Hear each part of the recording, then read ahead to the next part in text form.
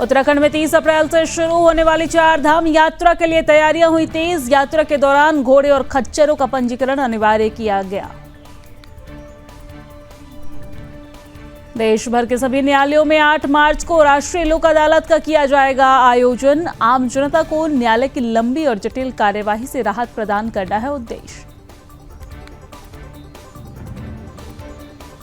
कांग्रेस के उम्मीदवार भावना वर्मा अपने पर नामांकन पत्र में गलत दस्तावेज प्रस्तुत करने का आरोप और एसडीएम पर भी कांग्रेस को जिताने का लगाया गया है आरोप।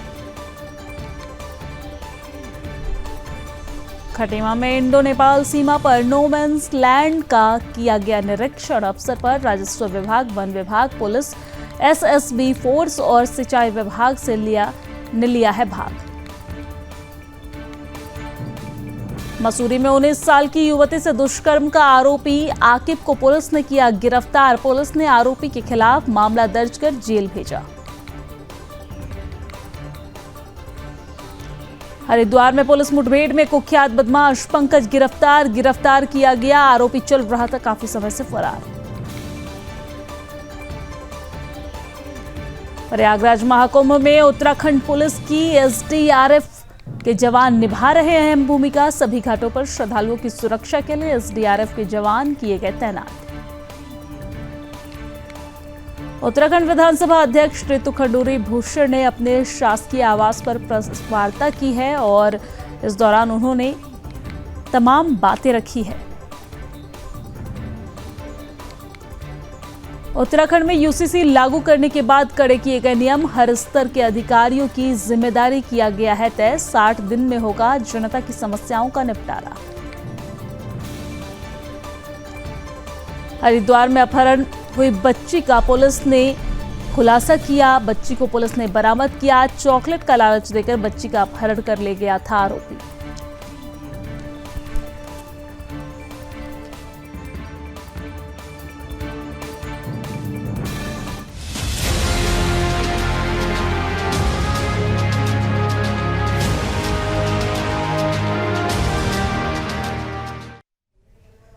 नमस्कार, सुदर्शन न्यूज पर अपना उत्तराखंड देख रहे हैं आप। मैं हूं आपके साथ दिव्या सिंह। खानपुर के निर्दलीय विधायक उमेश कुमार द्वारा बुलाई गई भीड़ और उनके खिलाफ उठते सवालों को लेकर हालात गंभीर हो गए हैं। घटना 26 जनवरी की है, जब रुड़की में एक विवादास्पद स्थिति उत्पन्न हुई थी और प्रशासन की मुस्तैदी ने उसे बेकाबू होने से बचाया था।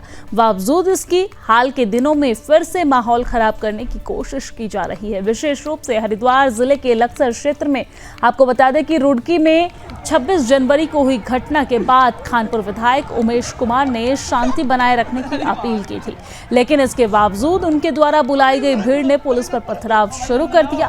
पुलिस को खुद को बचाने के लिए लाठियां चलानी पड़ी है, जिससे स्थिति और भी बिगड़ गई है। इस घटना ने पूरे जिले में हलचल मचा दी है और कई लोग ये सवाल उठा रहे हैं कि क्या उमेश कुमार की शांति की अपील का क्या असर हुआ है, जब उनकी ही अपील पर बुलाई गई भीड़ ने ऐसी अराजकता फैलाई। वहीं इन घटनाओं ने फिर से ये सवाल खड़ा किया है कि क्या विधायक अपने राजनीतिक फायदे के लिए देवभूमि का माहौल बिगाड़ने की कोशिश कर रहे हैं।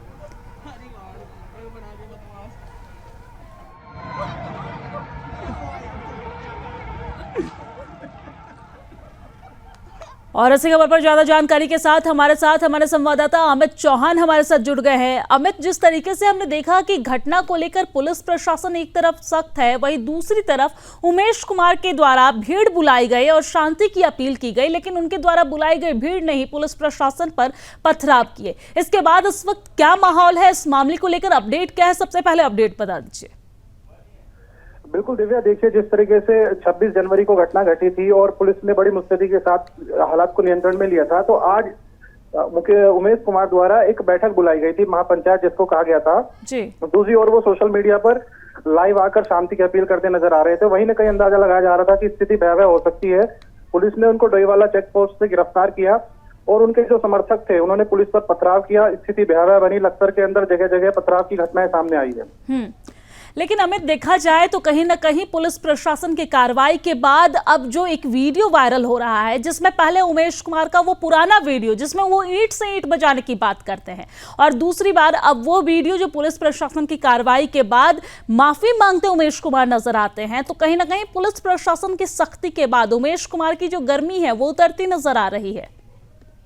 देखिए, उमेश कुमार का दोहरा चरित्र है जो सामने आ रहा है। वो ईंट से ईंट बजाने की बात करते हैं, कहीं वो रोते बिलखते नजर आ रहे हैं और कहीं वो आग लगा देने की बात कर रहे हैं। तो तरह तरह के वो बयान बदल रहे हैं। और उसी कड़ी में आज जब उन्होंने ये महापंचायत बुलाई थी तो लोग बुलाए गए थे बाहर से, जिन्होंने पथराव किया है। हालांकि पथराव को लेकर उन्होंने एक वीडियो भी अभी उनके जो कुछ अकाउंट हैं उस पर जारी कर रहे हैं कि ये पथराव उनकी तरफ से नहीं है, ये षड्यंत्र है। लेकिन ये षड्यंत्र नहीं है, क्योंकि 29 जनवरी को जो कुंवर प्रणव सिंह चैंपियन के समर्थक थे उन्होंने भी महापंचायत बुलाई थी। लेकिन रानी देवयानी जो है उन्होंने एक वीडियो जारी कर उस महापंचायत को रद्द कर दिया था। उसके बाद लाखों की भीड़ उनके समर्थन में जुटी थी, लेकिन कहीं भी कोई छुटपुट घटनाएं नहीं हुई। लेकिन आज जो कुछ घटा है वो सबने देखा है। पुलिस की मुस्तैदी थी, पुलिस ने बड़ी तत्परता के साथ हालात को नियंत्रण में लिया, नहीं तो हालात भयावह हो सकते थे।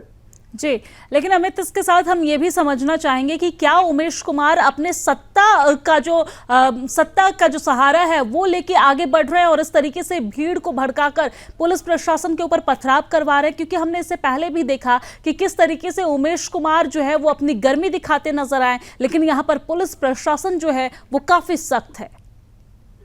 मैं आपको बता दूं, परमेंद्र डोभाल जो कप्तान है उनको 26 जनवरी पर सम्मानित किया गया। उन्होंने जो भी अपराधी उनकी कमर तोड़ के रख दिया, उसके बावजूद उमेश कुमार कप्तान को ललकारते हुए नजर आए, चेतावनी नजर देते हुए नजर आए। उन्होंने सोशल मीडिया पर एक वीडियो जारी कर कप्तान को चेतावनी दी और उनको ललकारा। उसके बावजूद पुलिस को वो ठेंगे बन रखते हुए नजर आ रहे हैं और भाजपा को भी कहीं ना कहीं सवालों के घेरे में खड़े कर रहे हैं। और लगातार, चूंकि अभी कुंवर प्रणव सिंह चैंपियन अभी जेल में है, उनकी तरफ से कोई इस तरह की घटना नहीं हो रही है, निरंतर जो है माहौल खराब करने का प्रयास कर रहे हैं।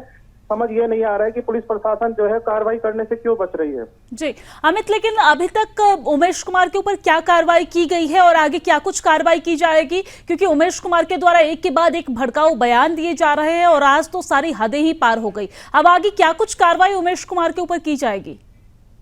इस संदर्भ में हम अभी जो है कप्तान से बात करेंगे और डीजीपी से बात करेंगे और सूबे के जो भी जिम्मेदार अधिकारी हैं, पदाधिकारी हैं, नेता हैं, उन सभी से बात करेंगे। क्योंकि कार्रवाई उमेश के खिलाफ के हुई थी, उनको 48 घंटे जो है कोतवाली में बिठा के रखा गया था। उसके बाद उन्हें जमानत पर जो है बाहर भेज दिया गया और जमानत पर बाहर आने के बाद उनके समर्थकों ने जो है भड़काऊ नारे लगाए और उन्होंने सभाएं की और निरंतर से जो है वो माहौल खराब करने का प्रयास कर रहे हैं। जी ठीक है, बहुत बहुत धन्यवाद तमाम जानकारी साझा करने के लिए। हालांकि नजर बनाए रखिएगा, कोई अपडेट आएगा तो हम आपसे जरूर लेंगे। तो प्रदेश के जो माहौल है उसे खराब करने की कोशिश की जा रही है, लेकिन पुलिस प्रशासन सख्त है। लेकिन देखने वाली बात होगी कि उमेश कुमार के ऊपर पुलिस प्रशासन क्या कुछ कार्रवाई करती है, क्योंकि प्रदेश के माहौल को खराब करने की कोशिश निर्दलीय विधायक उमेश कुमार के द्वारा की जा रही है। अब चलिए आगे बढ़ते हैं। उत्तराखंड विधानसभा अध्यक्ष रितु खडूरी भूषण ने अपने शासकीय आवास पर पत्रकार वार्ता को संबोधित किया है। उन्होंने बताया है कि आगामी बजट सत्र के लिए विधानसभा पूरी तरीके से तैयार है और इस बार देहरादून और भराड़ीसैंण दोनों सदनों को डिजिटलाइज किया जा रहा है। विधानसभा अध्यक्ष ने जानकारी दी है कि गैरसैंण के भराड़ीसैंण में अभी कार्य पूर्ण नहीं हो पाया है और जिस कारण से वो सरकार से अनुरोध कर रही हैं कि बजट सत्र भराड़ीसैंण में आयोजित करने के बजाय देहरादून में ही आयोजित किया जाए। इसके अलावा उन्होंने ये भी कहा है और इन्होंने घोषणा की है कि इस बार विधानसभा सत्र पूरी तरीके से पेपरलेस होगा। की बात नहीं है, प्रोसेसेस तो काफ़ी एक साल से चल रहे हैं प्रोसेसेस। उसमें जो सामान हटाना है, जो सामान लाना है, उसका जो प्रोसेस चल रहा है वो एक साल से चल रहा है। और रुड़की IIT का भी जो प्रोसेस है पिछले 3 महीने से चल रहा है। एक प्रोसेस हमने सोचा यहाँ ख़त्म करते हैं, क्योंकि चारों तरफ फैलाने से फिर दिक्कत होती है। अगर गैरीसैंण भी खुला होता और इस वक्त हमारा देहरादून भी पूरा नहीं होता तो हमें दिक्कत होती। तो इस विचार से वो हुआ है, थोड़ी देरी हुई है, लेकिन अब ये चीज़ है, मैं जनता के बीच में इस चीज़ को रखना चाहती हूँ और सरकार से भी निवेदन ही करना चाहती हूँ कि वो जो टाइम हमारा थोड़ा बहुत लैप्स हुआ है उस कारण से थोड़ी देरी हुई है। लेकिन अगले जो सत्र होगा, आई एम श्योर, जब थोड़ा सिस्टम वहाँ ठीक हो जाएगा, हॉस्टल्स भी बन रहे हैं वहाँ पे, मीडिया सेंटर्स बन रहे हैं, तो तरह तरह की चीज़ें हो रही हैं। तो मुझे पूर्ण विश्वास है कि 2-3 महीने में हम वहाँ काफ़ी चीज़ें सुधार लेंगे और अगला सेशन सरकार चाहेगी तो हम अवश्य गैरीसैंण में करेंगे और वो चाहेगी ही।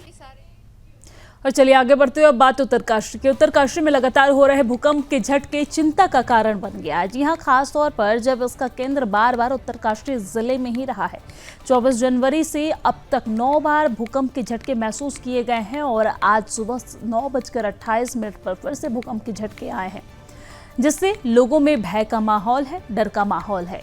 उत्तरकाशी भूकंप के लिहाज से संवेदनशील क्षेत्र में आता है और ये भूकंप के जोन 5 में भी स्थित है, जिससे यहाँ भूकंप के झटके सामान्य होते हैं। हालांकि छोटे छोटे भूकंप लगातार आना बड़े खतरे का संकेत हो सकता है, जैसा कि 1991 में हुआ था, जब उत्तरकाशी में 6.8 मैग्नीट्यूड का भूकंप आया था, यानी कि 6.8 रिक्टर स्केल पे भूकंप आया था, जिसे गढ़वाल भूकंप के नाम से भी जाना गया था और उस समय हजारों लोग मारे गए थे और भारी संपत्ति का भी नुकसान हुआ था। लोग अब इसी प्रकार के खतरों से डर रहे हैं और इस प्रकार के छोटे भूकंपों को एक चेतावनी के रूप में लिया जा रहा है। इस स्थिति में प्रशासन को लोगों की सुरक्षा के लिए तत्परता से कदम उठाने की आवश्यकता है, ताकि भविष्य में कोई बड़ी आपदा न हो।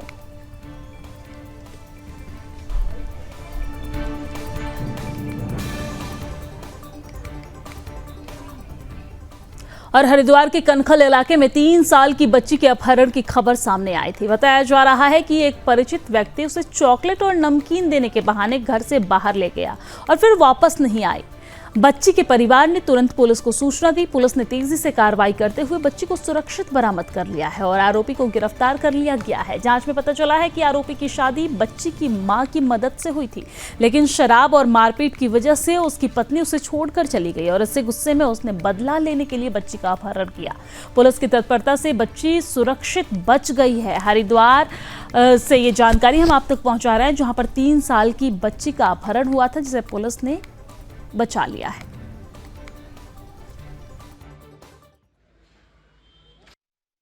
थाना कनखल में एक महिला के द्वारा आके एक पुलिस को सूचना दी गई थी कि उनकी एक 3 वर्षीय बच्ची घर से गायब है और इसी बीच उसने यह भी बताया कि उनका एक पूर्व परिचित घर में आया था और वो भी वहां से गायब है। पुलिस के द्वारा तत्काल इस पर कार्रवाई करते हुए जितने भी उसके नंबर थे, जो भी आगे CCTV वगैरह के कवरेज को हम लोगों के द्वारा लगातार खंगाला गया, तो यह बात प्रकाश में आई थी कि वो बच्चे को वो लड़का वही आदमी लेके गया है अभियुक्त। उसको पुलिस के द्वारा तत्काल उसकी वेयरबाउट्स को चेक किया गया, उसके खिलाफ जितने भी एविडेंस थे उसको इकट्ठा किया गया। इस बीच ये पता लगा कि उसके द्वारा मोबाइल फोन बंद कर लिए गए हैं। पुलिस के द्वारा उसके जितने भी ठिकाने हैं उनके जल्दी पहुंच के वहां पर गाजियाबाद से इस बच्ची को सकुशल हमने रिकवर किया है। बच्ची 3 साल की बच्ची है और बाद में जब पूछताछ से बात पता लगी कि अभियुक्त जो है वो इसका पूर्व परिचित था और अपनी असफल शादी के लिए इस महिला को वो जिम्मेदार मानता था।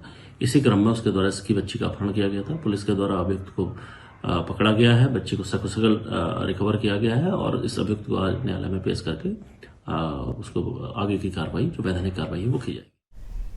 और चलिए आगे बढ़ते हैं। उत्तराखंड में 30 अप्रैल से शुरू होने वाली 4 धाम यात्रा के लिए तैयारियां तेज हो गई है और इस बार यात्रा के दौरान घोड़े और खच्चरों का पंजीकरण फिर से अनिवार्य किया गया है, जैसा कि पिछले साल भी किया गया था। और ये पंजीकरण विशेष रूप से केदारनाथ, यमुनोत्री, हेमकुंड साहिब और अन्य यात्रा मार्गों पर लागू होगा।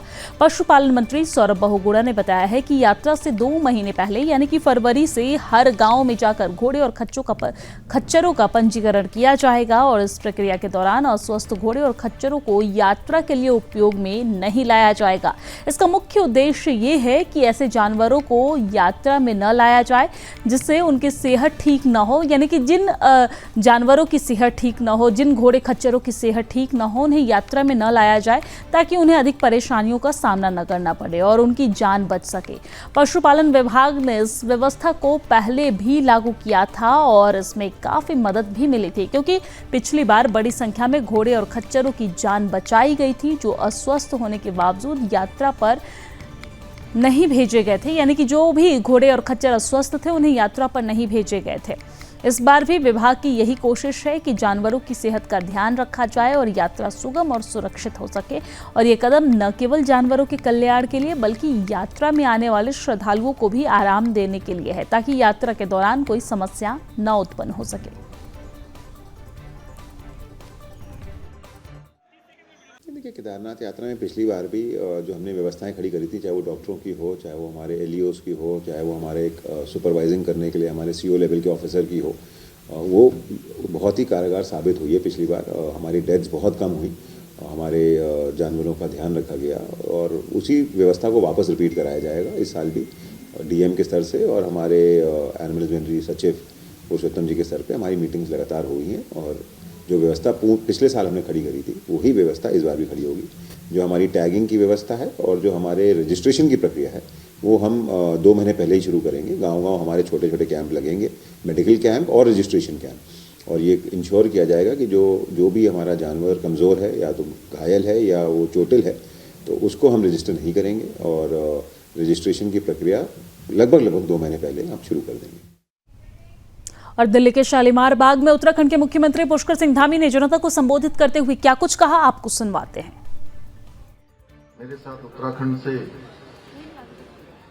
पधारे श्री विनय रोहला जी, निगम पार्षद श्री डॉक्टर अमित नागपाल जी, मंडल अध्यक्ष आशीष जी, विधानसभा संयोजक राम गोपाल गोयल जी, उत्तराखंड प्रकोष्ठ के अध्यक्ष श्री शिवरतन नेगी जी, महासचिव मुकेश नौटियाल जी, एनयू ब्लॉक प्रधान श्री मुकेश अरोड़ा जी, संचालन करने वाले भरत बजाज जी, संजीव मेहता जी और कीर्तन मंडली से जिन्होंने अलकनंदा, भागीरथी, देवप्रयाग, हर की पैड़ी, सारे स्थान देवप्रयाग से लेकर जितने स्थान हैं उन सभी स्थानों का सुंदर यहाँ पर हम सब लोगों के सामने स्मरण कराया।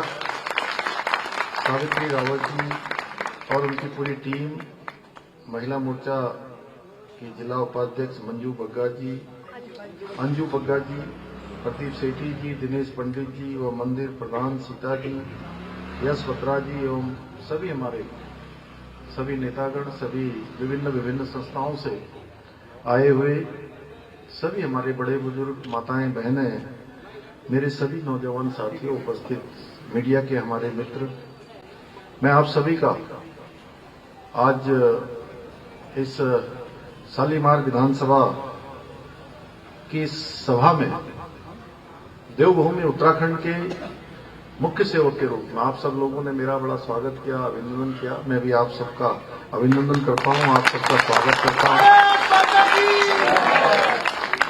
भाइयों बहनों, आज मैं रेखा जी के लिए आप सबका आशीर्वाद, आप सबका समर्थन मांगने के लिए आप सबके बीच में आया हूं। और रेखा जी, ये जितने भी लोग हैं ये बड़े देवतुल्य हैं और ये समझ लीजिए कि एक एक के अंदर कई हजारों लोग समाये हुए हैं। और अभी आज कितनी 31 हुई ना, आज तो अभी 5 दिन चुनाव होने में बचे हुए हैं, तो इन 5 दिनों में एक घर घर तक जाएंगे और आप देखिएगा आज से क्या माहौल आपका बनाएंगे सब। मुझे पूरा भरोसा है कि आप सब लोग इस बार जो है रेखा जी को ऐतिहासिक मतों से जिता देंगे। 3 बार यहाँ से निगम पार्षद आपने बनाया है आप सबके आशीर्वाद से, और पिछले 3 दशक से भी अधिक समय से आप सबके बीच में रहकर लगातार विकास के काम कर रही हैं, जनसेवा के काम कर रही हैं। और 3 बार यहाँ से निगम पार्षद रहते हुए यहाँ की जनता के लिए समर्पित भाव से विकास के लिए आपने काम किया है। और मैं आज रेखा जी के लिए आप सबका आह्वान करने के लिए आया हूं कि इनको आप लोग विजय बनाइए। और जैसे पूरे देश के अंदर अब उत्तराखंड के लोग हैं, लेकिन आज उत्तराखंड कई मायनों में आज देश के अग्रणी राज्यों में शामिल हो रहा है। और हमारे प्रधानमंत्री जी ने अभी 2 दिन पहले राष्ट्रीय खेलों का उद्घाटन किया है। इस बार बड़ा ऐतिहासिक हमारे लिए वो है कि इस बार के 38वें राष्ट्रीय खेल देवभूमि उत्तराखंड में हो रहे हैं। इसके साथ एक हम सब लोगों को, जो उत्तराखंड के लोग हैं और उत्तराखंड से गंगा निकलती है, अभी गंगा जी का आप लोगों ने जो है यहाँ पर कीर्तन किया और गंगा निकलकर अभी संगम में जो महाकुंभ हो रहा है वो भी गंगा जी की महिमा से हो रहा है। तो उसी प्रकार से जैसे मां गंगा देवभूमि उत्तराखंड से निकलकर पूरे देश को जल और जीवन देने का काम करती है, कहीं आचमन के काम आती है, कहीं लोग नहाते हैं पीते हैं, कहीं सिंचाई के काम आती है, अनेक प्रकारों से समृद्धि लाने का काम मां गंगा करती है। उसी प्रकार हमारे प्रधानमंत्री आदरणीय मोदी जी के मार्गदर्शन में और उनके नेतृत्व में इस बार जो हमारी पार्टी का देश की आजादी के बाद एक संकल्प था कि देश के अंदर रहने वाले सभी लोगों के लिए समान नागरिक संहिता का कानून बनना चाहिए, यानी कि सबके लिए एक समान कानून होना चाहिए। जब हम एक देश में रहते हैं, एक प्रकार की स्थिति में रहते हैं, तो अलग अलग कानून क्यों होना चाहिए। तो भाइयों बहनों, ये गौरव देवभूमि उत्तराखंड को प्राप्त हो गया है कि उत्तराखंड में रहने वाले सभी लोगों को, चाहे वो किसी पंथ का होगा, किसी धर्म का होगा, किसी समुदाय का होगा, अब देवभूमि उत्तराखंड में एक समान कानून होगा। कोई हलाला नहीं होगा, कोई इद्दत नहीं होगी, कोई बहुविवाह नहीं होगा, 3 तलाक जैसी कुरीतियां समाप्त। देश की जो आधी आबादी है उसका पूरा कानून लाने का काम देवभूमि उत्तराखंड में हमारे मोदी जी के आशीर्वाद से संपन्न हो गया। और ये हमारा 2022 में हमने जब विधानसभा के चुनाव में गए थे, तो चुनाव का हमारा देवभूमि की जनता के साथ ये हमारे वचन थे, ये हमारा संकल्प था, और हमने तो दिल्ली के शालीमार बाग से मुख्यमंत्री पुष्कर सिंह धामी को सुन रहे थे। अब चलिए आगे बढ़ते हुए बात मसूरी की करते हैं। मसूरी विधायक और कैबिनेट मंत्री गणेश जोशी के जन्मदिन के मौके पर मसूरी महात्मा योगेश्वर सरस्वती शिशु विद्या मंदिर को पंजाब नेशनल बैंक द्वारा 5 कंप्यूटर दिए गए और इस कार्यक्रम की शुरुआत नवनिर्वाचित मसूरी नगर पालिका अध्यक्ष मीरा सकलानी ने दीप जलाकर की है। मीरा सकलानी ने कहा है कि भारतीय जनता पार्टी के कार्यकर्ता गणेश जोशी का जन्मदिन 31 जनवरी को सेवा सप्ताह के रूप में मनाते हैं और उन्होंने ये भी बताया कि चुनाव के समय किए गए वादों को उन्होंने चुनाव जीतने के तुरंत बाद लागू किया है और मसूरी में स्वास्थ्य और शिक्षा को बेहतर बनाने के लिए काम शुरू कर दिया गया है। उनका कहना था कि अगले 6 महीने में मसूरी की तस्वीर बदल जाएगी। कि कल माननीय मंत्री जी का जो गणेश जोशी जी हैं कैबिनेट मंत्री, उनका जन्मदिन है और हम सभी लोग उनके जन्मदिन को एक सेवा सप्ताह के रूप में हम मना रहे हैं। आपने देखा होगा, हमने कल भी एक कार्यक्रम किया था, प्रेस क्लब में एसी वितरित की थी। आज इस शिक्षा के मंदिर में कंप्यूटर वितरण का कार्यक्रम आयोजित किया गया है और पूरे हफ्ते कुछ ना कुछ कार्यक्रम होते रहेंगे। पूरे शहर में जो आंगनवाड़ी केंद्र हैं वहाँ पे बच्चों को गर्म कपड़े भी वितरित किए जाएंगे। कल एक भव्य कार्यक्रम कार्यकर्ताओं के द्वारा देहरादून में भी आयोजित किया जाएगा। तो ये पूरा सप्ताह हम लोग उनके जन्मदिन के सेवा सप्ताह के रूप में मना रहे हैं, क्योंकि उनका कार्यकर्ताओं के प्रति समर्पण, लोगों के लिए जो जिस तरीके से वो काम करते हैं, तो हमारी भी जिम्मेदारी बनती है कि उनके जन्मदिन को हम बड़ी धूमधाम से मनाएं। बिल्कुल, देखिए अब हम जो मेरे मैनिफेस्टो में जो चीज़ें हैं उस पर तो मैं फर्स्ट डे से ही काम शुरू मैंने कर दिया है और मैं इस बात का इंतज़ार नहीं कर रही हूँ कि शपथ समारोह कब होगा, उसके बाद हम लोग काम करेंगे। जनता ने चुन के भेज दिया है और काम करने के लिए भेजा है और वो पहल हम लोगों ने शुरू कर दी है। और देश भर के सभी न्यायालयों में 8 मार्च को राष्ट्रीय लोक अदालत का आयोजन किया जाएगा और इसका उद्देश्य आम जनता को न्यायालय की लंबी और जटिल कार्यवाही से राहत प्रदान करना है। इस आयोजन में खास तौर पर ऐसे मामलों को प्राथमिकता दी जाएगी जिसमें पक्षकार आपस में समझौते के आधार पर समाधान चाह रहे हैं। साथ ही साथ आपको जानकारी दे दें कि सचिव DLSA ने ये जानकारी दी है कि इस राष्ट्रीय लोक अदालत में सिविल मामले, मैट्रिमोनियल मामले और चेक बाउंस जैसे कुछ मामलों को समाधान के लिए शामिल किया जाएगा। इन मामलों में पक्षकारों को समझौते के आधार पर निपटारा करने का अवसर मिलेगा ताकि मामलों का हल जल्द निकाला जा सके। और न्यायालय में कार्यवाही की लंबी प्रक्रिया से बचा जा सके। इस अदालत में शामिल होने के इच्छुक उम्मीदवार 8 मार्च तक आवेदन कर सकते हैं और अपने मामलों को राष्ट्रीय लोक अदालत के माध्यम से सुलझा सकते हैं। ये कदम न्यायालयों में पड़े भारी बोझ को कम करने के लिए और आम जनता को न्याय दिलाने के लिए उठाया गया है। इस प्रक्रिया से लोगों को अपने मामलों का समाधान बिना लंबी कानूनी प्रक्रिया के जल्दी मिल सकेगा, जिससे वो मानसिक और वित्तीय तनाव से बच सकेंगे। देखिए, इस साल की 2025 की जो राष्ट्रीय लोक अदालत है वो 8 मार्च से हमारी शुरू हो रही है। जैसा आपने पहले भी देखा है कि साल में लगभग 4 हमारी राष्ट्रीय लोक अदालतें होती हैं और 2025 की जो राष्ट्रीय लोक अदालत है वो 8 मार्च को आयोजित की जा रही है। ये राष्ट्रीय लोक अदालत पूरे देश में हर न्यायालय में होगी और इसी क्रम में देहरादून में भी, देहरादून मुख्यालय के सारे न्यायालयों में, विकासनगर, ऋषिकेश, डोईवाला, मसूरी, चक्राता, सारे न्यायालयों में इस राष्ट्रीय लोक अदालत का आयोजन किया जाएगा।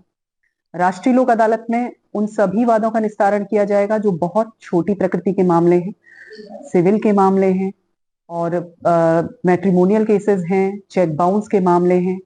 वो सभी मामले जिसमें दोनों पक्षकार आपस में राजीनामे से अपने केस को डिसाइड कराना चाहते हैं, वे राष्ट्रीय लोक अदालत में 8 मार्च से पहले कभी भी न्यायालय में आकर के खुद प्रार्थना पत्र दे सकते हैं या फिर अपने अधिवक्ता के माध्यम से भी प्रार्थना पत्र न्यायालयों में लगा।